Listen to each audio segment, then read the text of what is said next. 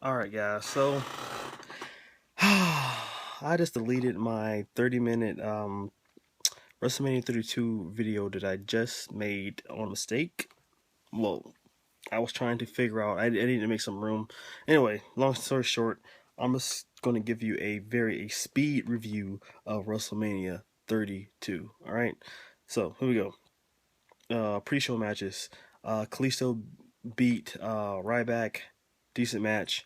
Whatever. Next was the Divas matchup. We got to see Lana in the ring for a couple minutes. Their workhorses were Naomi, and then on the other side, the workhorses were Paige and Natalia.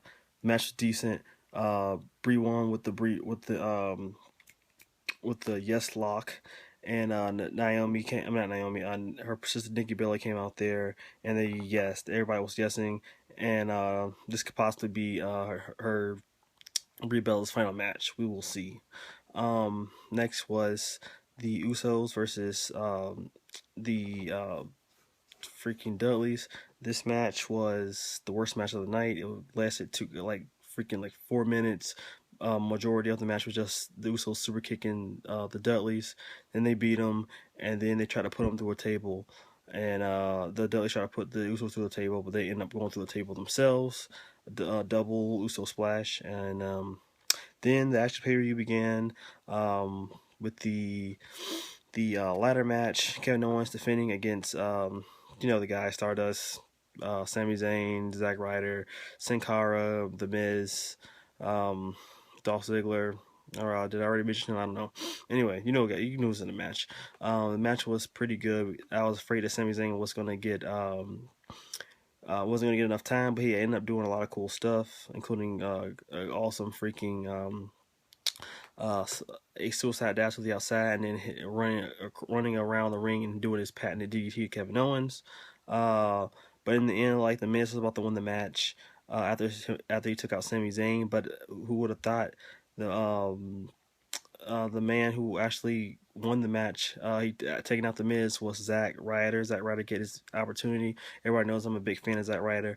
I'm so happy for him. After basically getting his push derailed, and just all the stuff that's happened over the last year, being demoted, and the job being all that. So I was very happy for Zack Ryder. Zack Ryder is your new Intercontinental Champion. One thing I didn't mention that I mentioned in my actual review is that this pay-per-view was very, very, very, very unpredictable, except for one match. I literally got two matches right on this entire card, and one was on the pre-show.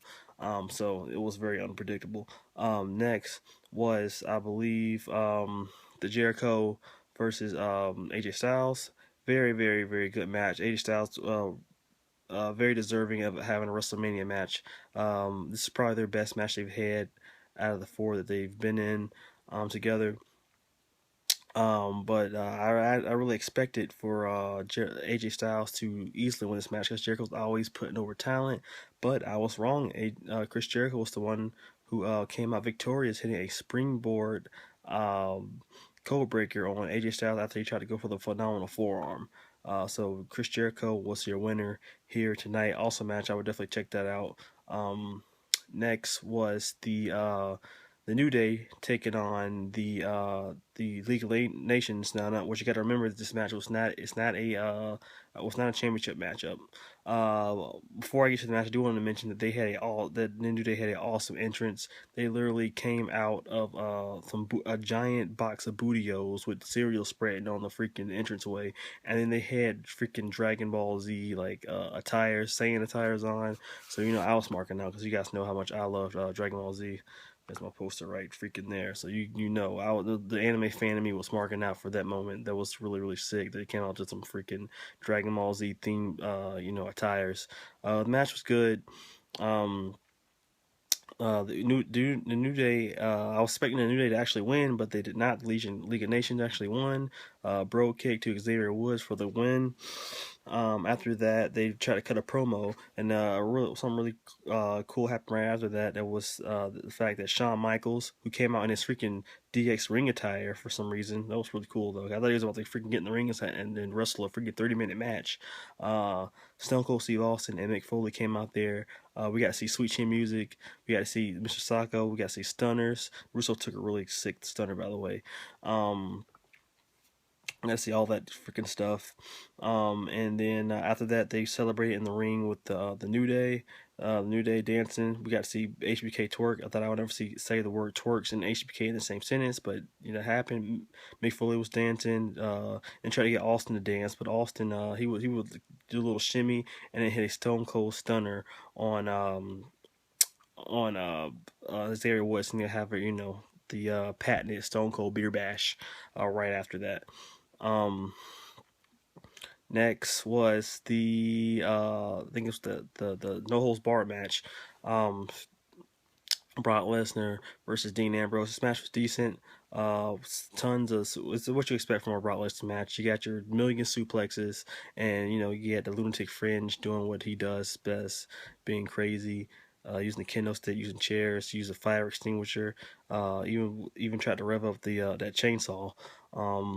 He actually hit the dirty deeds on Brock Lesnar. I thought he was going to get the win right there, but Brock kicked out. Brock ended up hitting the F5 after he tried to use Barbie on him and got the victory. This is I was kind of a little disappointed in the finish of this matchup because I really wanted uh, Dean Ambrose to win because I believe he really needed it, but you know he did not get the job done. So it's another loss for Odino. Um, Next was the best match of the night, and I say this because it really was. Early in the night, Lita revealed the brand new women's championship. That's right, the word diva is no longer in WWE anymore. They're not going to call them divas. They are women's wrestlers because they are just as good as the men. And divas, it was kind of just it left a bad taste on me. I didn't like that. And I'm glad they got rid of it, and now they have a new championship. So the Divas title was actually retired here tonight at Wrestlemania, which I was happy. But back to the match though. This match was amazing from the entrances, seeing Sasha Banks come out there with the Eddie Guerrero inspired attire. And then Charlotte with Ric Flair, WrestleMania 24 inspired attire, and you had Becky Lynch, man, it was just, oh man, the interest was good. And Snoop Dogg came out with freaking Sasha, that was cool. With the match itself, man, it's probably I will say this, and I mean this from the bottom of my heart, that match is probably one of my favorite matches I've ever seen. It's definitely my favorite Divas match. Let me start that women's professional wrestling match I have ever seen. These girls went out there and stole the show. This was literally the best match on the card. Pure match. If you get rid of the weapons and all that stuff, this was the best match on the card, and I will say it over and over again. It has definitely earned this spot as one of my top 10 favorite WrestleMania matches. Guys, just go and watch this match. I could sit here and talk about as many spots that happened in that matchup, but it was a perfectly matchup, and you got to give those girls credit, man. They went out there and they showed that professional wrestling is being put on the map, and that those girls is the reason why they helped build what NXT is today. Because it was amazing, guys. Definitely go check that out. Charlotte will win with the figure eight because of Ric Flair holding Sasha Banks out of the ring to break up the submission, and there you go. She is the new WWE Women's Champion. Next, I believe I'm starting to forget the order of these freaking things now. I believe it was the could be wrong, but I don't care anyway. I don't have the stuff in front of me. Let's just talk about the Battle Royale, which had a lot of surprises in there. Tatanka, DDP, who else was in it? Tatanka, DDP, Shaq was in there for some reason. Shaq came and was in the match. Baron Corbin from NXT was in there. This was crazy. It was a typical battle royale, but with a couple cool guys in there. I ended up coming down to Baron Corbin and Kane. Baron Corbin would eliminate Kane and become the winner of the Andre the Giant Battle Royale, and now he's got to be officially on the main roster, and I'm hoping to see what he does on Raw tomorrow. So that was pretty cool to see Baron Corbin. I was hoping Cesaro would make it, but Baron Corbin's pretty cool too. Um, we also had the Hell in a Cell match between Shane McMahon and Undertaker. This match was pretty brutal, I would have to say. A lot of stiff shots. Undertaker literally beat the living hell out of Shane McMahon for majority of the matchup. You had freaking last rise choke slams on steel steps. Undertaker putting him through the freaking Hell in a Cell. Uh, Everything, man. Shane did a couple things too. Hit his coast to coast and choked him out. Did a couple other things, but the big thing in this entire match, take from, is probably the sickest spot I've ever seen in professional wrestling. Now let me tell you this. The Mick Foley, Mankind spot that everybody talks about from the Hell in a Cell match at King of the Ring. That cell was a lot shorter than the cell is right now. So think about Mick Foley didn't even. I mean, he didn't even fall as high as Shane did tonight, but it looked brutal. And this was even crazy because they have extended the height of the Hell in a Cell over the years, and I was thinking no one will ever jump from that ever again. But freaking crazy! You want to talk about being crazy? Shane McMahon is a freaking lunatic, and he went up there, and I was like, "Dog, if you jump from there, Shane, you are going to freaking die." He literally jumped from the top of that Hell in a Cell onto the announce table. One of the sickest spots I have ever witnessed. And if you haven't seen it, please go back and watch that. That was insane. Undertaker moved out the way the last second, and I thought they were going to have to end the match right there, but Shane was able to finish the match. Undertaker put him in the ring, patted him on the face, then tombstoned him and took him out. So Shane McMahon, his dream of owning Raw is over, but Undertaker gets to remain, he gets to continue his WrestleMania matches in the future. So that's pretty cool. Next, let me make sure. I'm trying to think. The Rock segment happened. The Rock came out there, talked about breaking records and stuff. He came out there with the cheerleaders, had a flamethrower, putting the Rock symbol on fire. I thought it was, the visually was very appealing, that segment. But at first, I thought it was just him coming out there just talking about the record being broken at WrestleMania for the most in attendance, and then his music started to play, and I was like, "What the heck? That's it?" I mean, Rock, you've been talking about this for freaking months. I'm being at WrestleMania, I'm gonna do something really huge, and you're gonna announce that and then leave. And I was like, "What the heck is this?" But then the lights went out, and you get the dead, and lower below there goes Bray Wyatt, who had nothing to do tonight, but they put him in this spot with The Rock, which was awesome.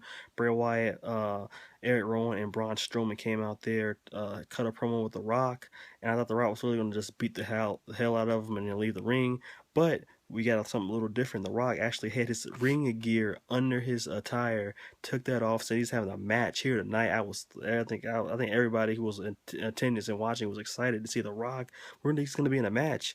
The thing is, the match was as short as I think he actually beat Sheamus' record at WrestleMania 28 when um, he beat Daniel Bryan in 13 seconds. I think The Rock, they said he beat Eric Rowan in 6 seconds. He lit the bell ring, and then he hit a rock bottom, and then he pinned him, and that was the end. Then they tried to jump him, and guess who was everybody's favorite superstar showed up, and it was your boy, everybody's boy, John Cena came out there, hit the five knuckle shuffle, but apparently he's still injured, so he couldn't. He could do the spin out powerbomb, but he couldn't AA anybody. It's weird. He didn't AA anybody. The Rock hit the rock bottom, and then he hit the most electrifying move in sports entertainment, the People's Elbow, and then they celebrated in the ring together. But that was a cool spot for Bray. Bray didn't have a match tonight, but 3 years in a row, he gets a pretty big spot with a big superstar. Um, and I guess we can get to the main event because I don't think I'm missing any other matches. And if I am, it must not have been that important. Roman Reigns, the most predictable match, a very unpredictable show, but the most predictable thing happened. Roman Reigns and Triple H had a match. It was decent. I was just one thing. I guess one reason I was disappointed because I was expecting a swerve or something to happen, but it never came. Roman Reigns would have a really decent match. Awesome spot where Shane. I'm not Shane. Stephanie getting speared by Roman. That was pretty cool. But other than that, it was just a match, straight up match, no interference from anybody. Uh, he hit the Superman punch. He hit the spear. He became the world champion and celebrated, and that was the end of that. So, yeah. So, guys, what do you think of WrestleMania? I'd like to know what was your favorite match of the night. Was it unpredictable? Was it a good WrestleMania to you? Because it definitely, I will say this, the WrestleMania was definitely good. It was not bad, not one bit. I highly enjoyed it. It wasn't the greatest of all time, but it was definitely good. They somehow they pulled another WrestleMania out of their ass. I don't know how they did it, even with the injuries. But majority of it, if you take out, I mean, even the Roman win wasn't really that bad, but yeah, it was decent. A lot of cool stuff happened. WrestleMania moments for sure. But yeah, guys, WrestleMania 32 in the books.